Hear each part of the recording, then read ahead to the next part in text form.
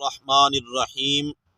جی حافظ فاروق احمد مدنیہ والا کالر سے ایک سوال پوچھتے ہیں کہ مفتی صاحب جب شکار کیا جائے اور جب گولی چلائی جائے تو اس وقت اگر تکبیر پڑھ لی جائے تو آیا جس شکار کو وہ جا کر گولی لگی ہے اب ذبح کیے بغیر اس شکار کا کھانا جائز ہے یا نہیں ہے؟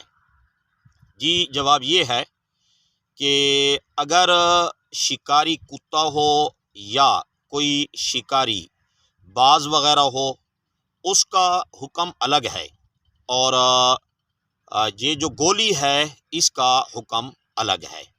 شرعی مسئلہ یہ ہے کہ اگر شکار کے لیے کتے کو چیتے کو چھوڑا یا اسی طرح باز شاہین وغیرہ یعنی جو پرندہ ہوتا ہے شکاری اس کو شکار کے لیے چھوڑا اور چھوڑتے وقت اس پر بسم اللہ اللہ اکبر پڑھ لیا، یا اسی طرح جو تیر ہوتا ہے پھل والے کا معنی یہ ہوتا ہے کہ وہ شکار کو جا کر لگے تو اس کو وہ چیرے کاٹے، نہ کہ اس کے دباؤ کی وجہ سے وہ شکار مرے۔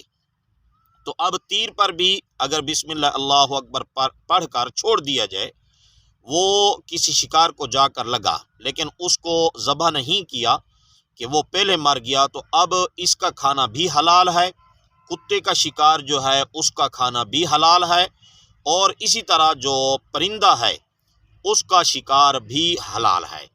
البتہ گولی کے بارے میں علماء کا شدید قسم کا اختلاف ہے۔ یہ جو گولی ہے یہ چونکہ پھاڑتی نہیں ہے، یعنی یہ جا کر لگتی ہے شکار کو تو ایسے اس کو پھاڑتی نہیں ہے، بلکہ اس کے دباؤ کی وجہ سے وہ پرندہ وغیرہ شکار وغیرہ جو ہے مر جاتا ہے۔ تو اس لیے جب تک اس کو ذبح نہ کیا جائے تو اس وقت تک اس کا کھانا حلال نہیں ہے۔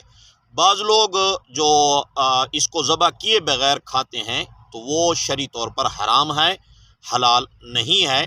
باقی گولی کو تیر پر قیاس کرنا یہ بھی درست نہیں ہے، کیونکہ ان کے درمیان فرق ہے۔ گولی دباؤ سے مارتی ہے اور تیر جو ہے وہ جب لگتا ہے وہ اس کو چیرتا پھاڑتا ہے، اس کا خون اس سے نکل آتا ہے، تو اس لیے اس کو قیاس کرنا بھی درست نہیں ہے۔ تو بہرحال خلاصہ یہ نکلا کہ اگر گولی چلائی اور کسی پرندے کو جا کر لگی، وہ پرندہ اس کو ذبح کرنے سے پہلے یعنی اب تلاش کرتے رہے وہ مر گیا، تو اب وہ حرام ہے، اس کا کھانا جائز نہیں ہے۔ اللہ تعالیٰ سمجھ عطا فرمائے۔ السلام علیکم ورحمۃ اللہ وبرکاتہ۔